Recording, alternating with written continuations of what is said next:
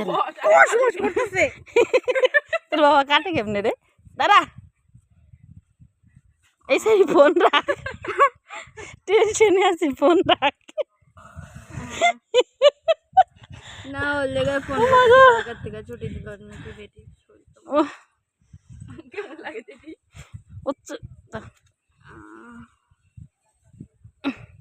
এই পুজো না কি কথা ছিল মাছ দেখে রবিবার ছিল না কালকে আরো